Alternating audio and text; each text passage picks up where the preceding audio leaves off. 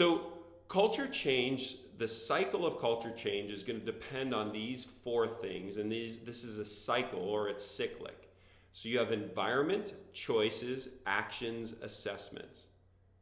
So let's start with environment. Every choice we make is dependent on our conscious or subconscious assessment of our environment.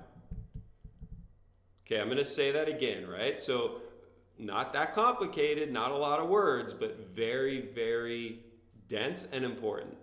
Every choice you make is dependent on your conscious or subconscious assessment of your environment. Right? We never make a choice that goes against our assessment of our environment. So our environment dictates our choices, consciously or subconsciously. Now, we can't see our choices, right? We can only see the actions that come from our choices. Now, this is even more important when we're looking at someone else, right? So if you look at someone else, say it's your spouse or it's a business partner, it's a client, their choices are dictated by their assessment of their environment. You can't know what choice they're making, but you can see what action they're taking. Now, this is the cool part, right? So the choice that they make leads to the action that they take. The action that they take, you can see. And then you get into the last piece. So every action we take changes our environment, regardless of if we're present to it or not. And it isn't until we make an assessment of a new environment that the cycle starts again. So we have an environment. It drives a choice. A choice leads to an action influences our environment. And until we assess the change in our environment, the cycle doesn't start over again. But as soon as it does, as soon as we assess a change in our environment, we're going to make a different choice. A different choice will lead to a different action. A different action will lead to a different environment. An assessment of that environment, a change in that environment leads to a different choice. Let me give you a really simple example. Let's say that we're in the same room. We're in a class, right? I'm not delivering this online, I'm delivering this in person. We got 10 people in a classroom. And in that classroom, it's cold, so everyone's got their sweaters on. Now, if your sweater's on in that classroom, how do I get you to take it off? Now, I could use force, right? So I could look at you and say, take off your sweater. And say, no, I'm cold, I don't want to. And I'd look at you and say, I'm gonna beat the living crap out of you if you don't take off your sweater. Now, some of you might be like, well, I'm willing to fight. Well, then you're gonna get hot and take it off anyway. But most of you would be like, you know what? It's not worth getting beat up over. I'm gonna take my sweater off, right? So what I'm doing is using force to control you to take your sweater off. But either way, I'm changing your perception of your environment, right? You're making the perception that, wait, this just got to be hostile. I'm gonna take off my sweater so that I don't have to get into a fight. Now, how could I do that in a slightly easier way? What if I had my assistant in the back of the room crank the heat up to 90? So I'm just up there teaching, I want you to take your sweater off. I don't say anything about it. It gets hotter and hotter and hotter. You start sweating, right? So you finally make the assessment that the room's too warm, your sweater's unneeded, so therefore you make the choice to take it off. I see that choice via the action of you taking it off. And as soon as you take it off, your environment's changed. You're now cool. You now feel comfortable. And it isn't until you assess a change in your environment that you put your sweater back on. So if I had my assistant then turn it down to 45 degrees, eventually you're going to get cold. You're going to make a conscious or subconscious. And think about how many times it's subconscious. A subconscious choice to put your sweater on because you're uncomfortable. And I'm going to see that action via the sweater going back on. So that's how the cycle works. Now, this cycle works no matter what. That was a very simple example with just temperature, but it doesn't matter. Let's use an example at home. So my wife sees and makes an assessment that her environment of dirty dishes is unacceptable. And I'm sitting there reading a book.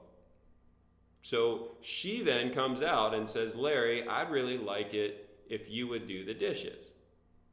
And I look at her, I'm like, I'm enjoying my book. And she smiles like, you know what? If you do the dishes, there might be a treat for you later tonight. All of a sudden, my assessment of my future environment being a lot more positive if I get up and do the dishes results in my choice to get up, go do those dishes, the action, change the environment, clean up the kitchen, which makes her happy. She assesses that change. And we've got two beautiful culture change cycles that lead to both of us being happy. So this cycle doesn't matter if it's personal, professional, individual. It is fundamentally applicable. No matter what situation you're in, your assessment of your environment will dictate your choice. Your choice will dictate your action. Your action will change your environment. And as soon as you assess a change in your environment, the cycle starts over. Now, this can be very useful for other people. When you want to change their actions, you have to make an assessment of what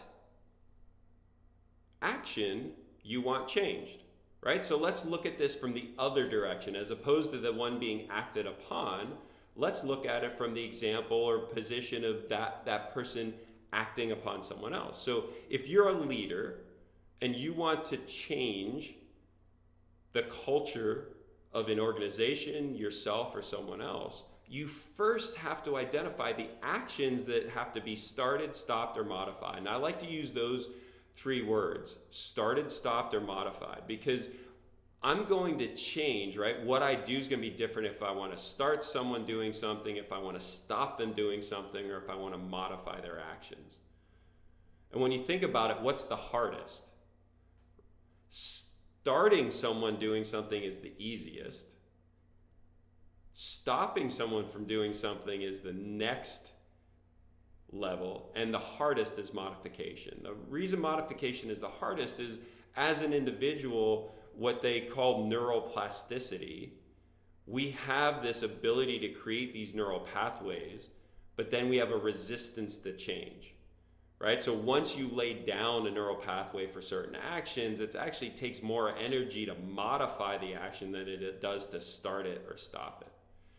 So depending on what I want to do, start, stop, or modify, I have to identify the specific action. The key there is specific, right? If you're general, like, I want my 4-year-old to whine less, right? That's not specific enough. We have to be very specific about the action. Whine less when we ask them to do something, whine less when it's dinner time, whine less when they get hurt, right? Each one of those is different. So if you ever get confused about where to go, just get more specific.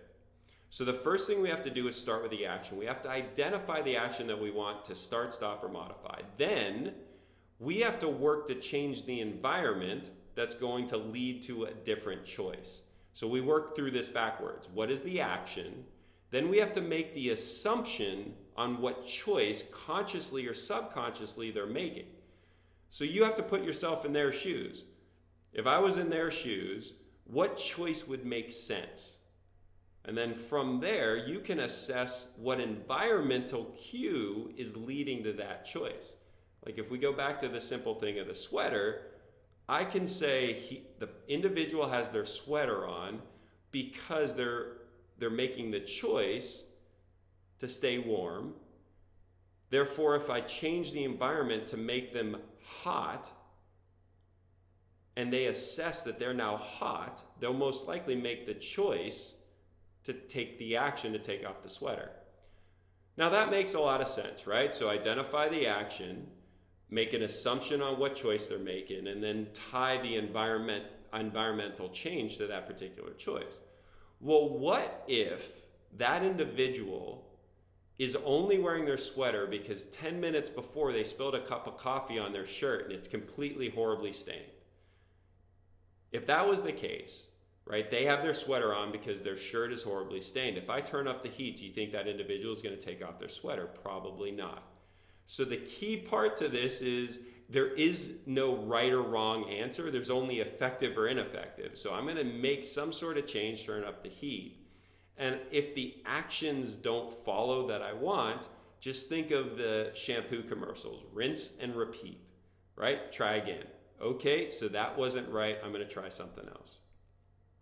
Right? This gives you at least a framework. Now, we're going to be getting into a lot more of this behavior change stuff. So this is a good start, but believe me, we have a whole course on behavior change that we can cover next. But this is a really good start. If you identify some sort of behavior that you want to change as an individual, a group, or someone else, to go through that formula of environment, choice, action, assessment, and use it as a means to develop plans to modify or change culture. And I can't wait to see you back next in the next lesson when we go into the fundamental principles of team, which, if you remember from our first lesson, is the only way that you can fulfill your life's desires is to effectively coordinate action with others, which is all about team. So I look forward to seeing you in the next lesson.